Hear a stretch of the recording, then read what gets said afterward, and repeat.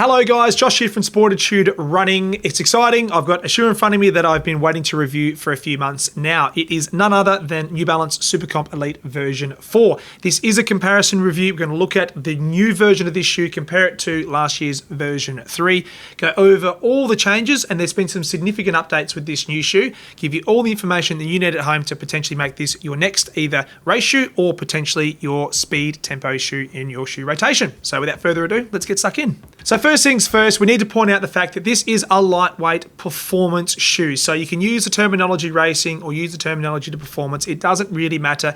It is designed to go fast. It's not a mileage shoe. It's not designed to go out and spend plenty of hours out on the road. It is engineered to the specifications to make you run faster with less effort.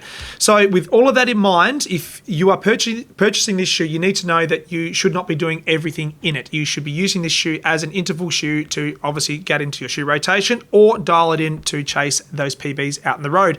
Lightweight, 5K, 10K, half marathon or full marathon, that is exactly what this shoe is designed for, and it's very exciting to see what New Balance are doing in this racing space.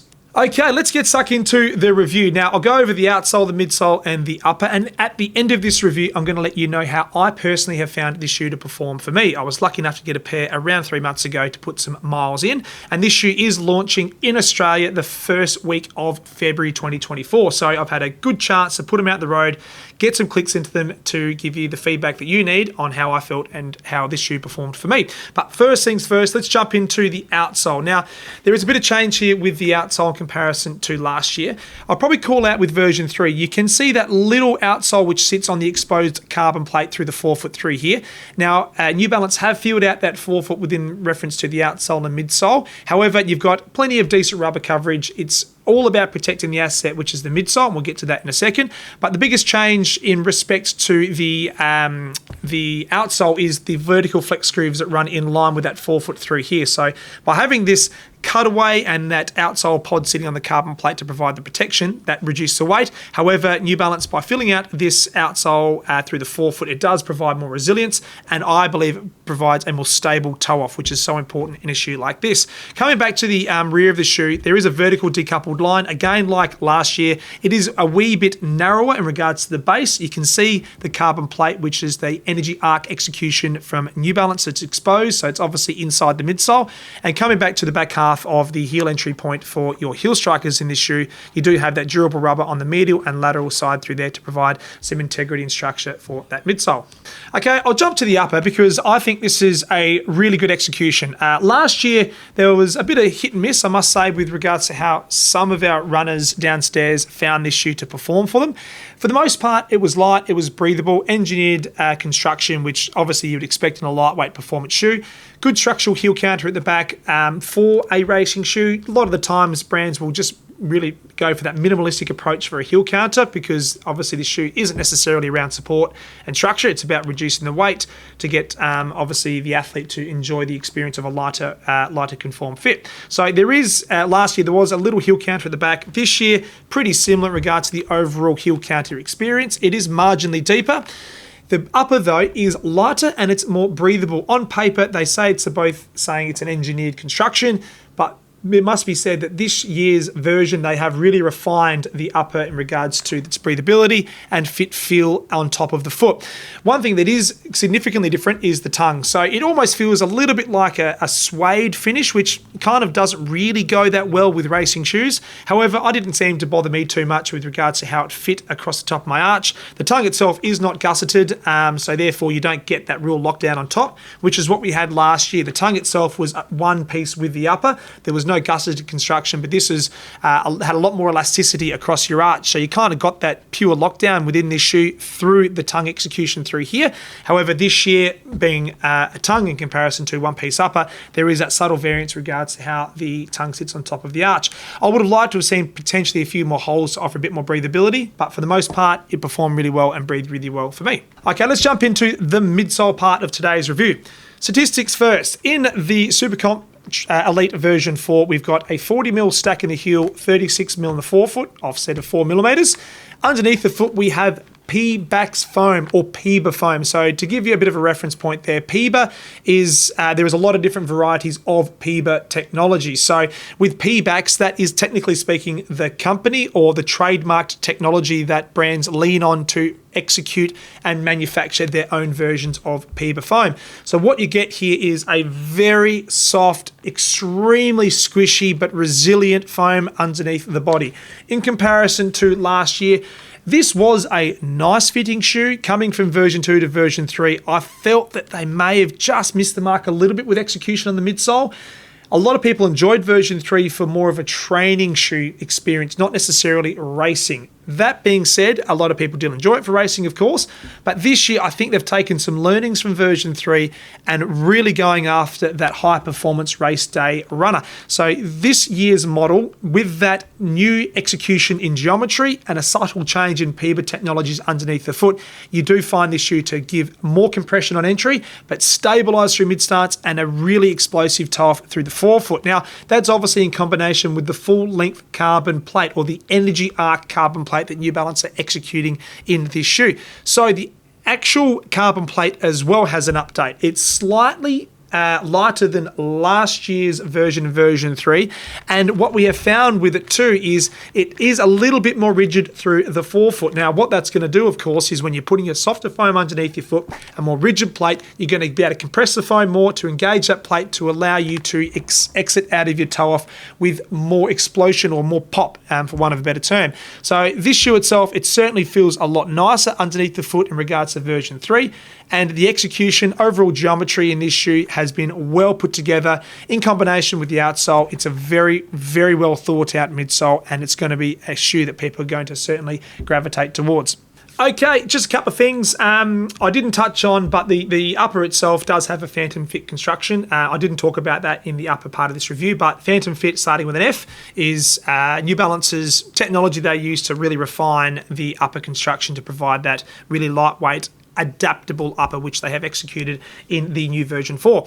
Now, my subjective opinion in this shoe, I've got to tell you right now, I absolutely loved this shoe. Right now, if I was racing next weekend, this would be the shoe I'd have on my foot. That is for sure. It is very light, it's very snappy. I prefer the feel of this midsole in comparison to other racing shoes right now. Now that may not be the case in 6 months' time. We all change, we all like and experience different things. But right now, this is the shoe that I would be certainly putting on my foot for a half marathon next weekend. A couple of things right here. We do want to talk about the execution of the Peba midsole. Now, we should all know this, and if you don't, let me just inform you. With racing shoes, what brands are trying to achieve, they're trying to reduce the amount of energy lost in reference to the overall compression and release out of your gait cycle. You are never going to get back what you put in. So the vertical force you put through your foot on entry, you're never going to get that same amount of energy returned on release. What brands are trying to do is they're trying to release the amount of energy lost, and New Balance have executed that extremely well in version 4 in comparison to version 3. Now, there's a number of different ways brands are achieving this, but we don't need to go into that in a lot of detail, but New Balance have put a significant effort into executing that as a key objective for this shoe, and they've nailed it in reference to my opinion. Now, what I liked about this shoe for me personally is I didn't really notice the weight of the shoe on the foot. Now, to give some context there, a lady's 7.5 is around 198 grams, and a men's 9.5, which is what I am, the shoe itself just came under 240 grams, 238 grams. Now, that was using our kitchen scales. Please note, there is always going to be a subtle variance between weights in reference to who's weighing them, what surface, or if it's coming directly from brand. Give or take 1, 2, or 3 grams variance across all different reviewers out there on YouTube. So, being said, with reference to the weight, it is marginally heavier than some other shoes on market in this category. However, I didn't notice it on foot. Now, that's a good thing, because if you start to get really fixated on a specific key statistic, it sometimes can throw you out a little bit. I like to use the reference point in performance shoes of which shoe actually helps you run with less effort. Use perceived effort as your subjective benchmark. And the SuperComp version 4, for me, it was effortless. Getting up to that threshold pace, sustaining that pace for a long period of time was really easy. It didn't take much for me to get through the midsole. I found it it stable. I found it balanced, which is saying a bit because there is usually a trade-off with performance shoes. I'll sacrifice some stability. I'll sacrifice a little bit of that overall ride or comfort to get a lighter, more snappy shoe on my foot. I feel that this shoe here is almost the perfect all-rounder. It's balanced, it's stable, it's light, and it's snappy. Now, that's not going to be the case for every single runner who comes in to put this shoe on their foot, but for me personally, I think it is a very exciting shoe this year. And I think New Balance not only going to see some market share gained with version 4, but what it does is it creates a precedent and a baseline for them to then launch their version 5 next year. And I've got no doubt that's going to be a very exciting shoe. Okay, guys, thanks for tuning in. Look, to conclude, similar shoes. Now, obviously, we're talking performance. For me, I want to use a bit of a reference point through here. I think Nike have obviously led this space for a number of years. We know that. Market share actually tells us that. We know even downstairs here, Nike are very dominant in this space, using the Alpha Fly and the Vaporfly as the two reference points. Now, you've got two shoes that kind of talk to the same consumer when I say that, the same category. However, two different runners will gravitate towards one versus the other.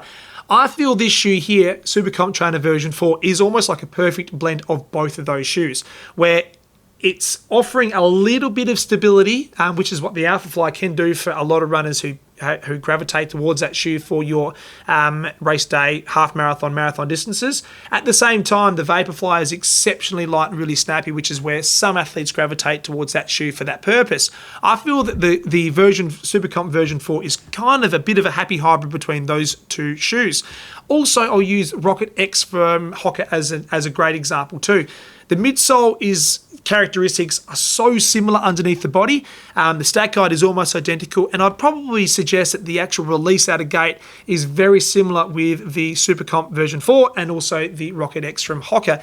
The one thing that this shoe has over the Rocket for me personally is it is a little bit more stable through mid-stance transition. Now, that will come into play when I'm sort of getting towards that 2/3 into a long race, whether half or a full marathon, where you just need to lean into the shoe a little bit to provide a bit more stability. I will find this shoe to hold up better on the back third of a race versus what I feel the Rocket X would do for me in overall performance. So New Balance have absolutely nailed this shoe. I'm so excited. I cannot wait for the first week of February in 2024 here in Australia to get this shoe on a lot of athletes' feet, a lot of customers' feet, have a chat about what it's all about, and obviously get that real true feedback from you, the running community out there. So guys, if you've got any questions about this shoe, if you've used version 2 or version 3 previously, let us know what you thought about that shoe in the comments below. Are you as excited as me about version 4? Well, let us know. We'd love to hear from you, the running community all around the world. And until next time, stay safe, be kind to one another.